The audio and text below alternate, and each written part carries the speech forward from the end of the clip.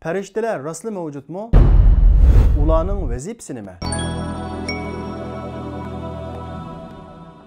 Periştelerge iman keltirish, ya'ni chin e'tiqod bilan perishtalarning borligiga ishonish imonning 6 tavrikining birisi. Perishtalarga ishonmasdan, ya'ni iman keltirmasdan mu'min bo'g'ili bo'lmaydi. Alloh taolo Qur'on Karimda "Amanar rasulu bima unzila ilayhi min robbihi vel mu'minun kullun amana billahi va malaikatihi va kutubihi va rusulihi." Payg'ambar va mu'minlarning hammasi Allohga va perishtalarga va payg'ambarlarga va Allohning kitoblariga ishondi deydi. Perishtalar shahvat va gunoh tabiatlaridan butunlay xoli, Allah'a daim taat ve ibadet içinde turadigan Allah'ın hürmetlik bendeleri. Allah Teala Kur'an-ı Kerim'de ulanı bel ibadun mukramun. Ula Allah'ın hürmetlik bendeleri deb süpetleydi. Periştiler insaniyetten burun insanlığa bütünley okşamaydigan tabiat ve şekil yaratılgan. Ula yemeydi, içmeydi, evlat kaldırmaydı. Ula ayal deb ayrılmaydı. Allah Teala Kur'an-ı Kerim'de periştilerini süpetlep elhamdülillahi fatiris semavati vel ard ca'ilil melaiketi rusulen uli ecnihatin methna ve thulatha ve ruba'. Bütün hamdu sanalar osmon ve ziminlarni örneksiz yaratquchi, periştelerni 2 qanotliq, 3 qanotliq ve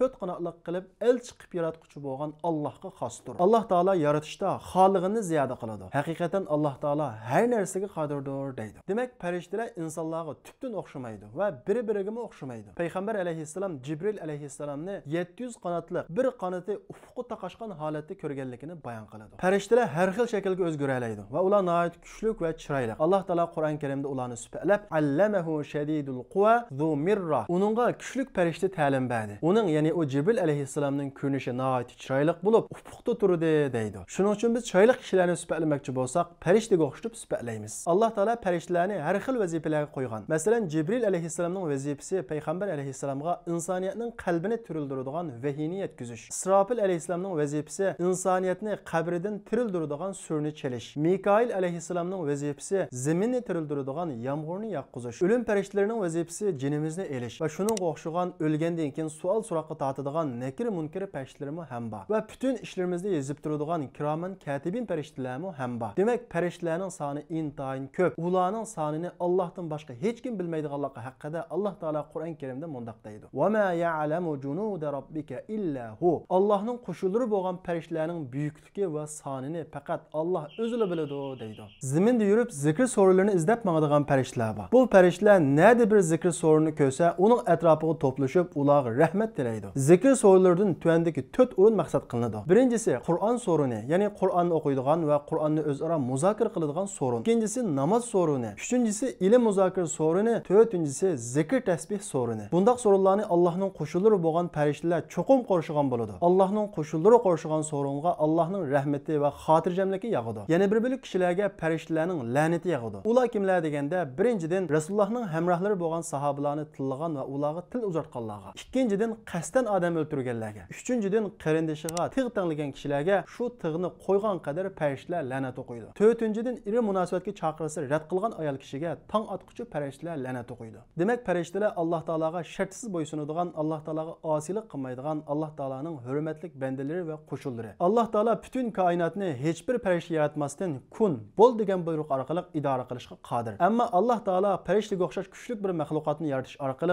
o'zining buyuk qudratini namoyon qilgan bo'lishi va undan boshqa nurg'unlagan hikmatlar bo'lishi mumkin. Alloh Taala hikmat bilan ish qilguvchi hech bir ishni hikmatsiz qilmaydi. Ba'zi ishlarning hikmatini biz bilalaymiz, ba'zi ishlarning hikmatini biz bilmaymiz. Bizning hikmatini bilmaganligimiz o ishning hikmatsiz ekanligini bildirmaydi. Bizning majburiyatimiz Allohning buyuk maxluqoti bo'lgan perishtalarning mavjud ekanligiga ishonish. La yusalu amma yaf'al va hum yusalun. Alloh qilgan ishidan so'ralmaydi, biz so'ralamiz.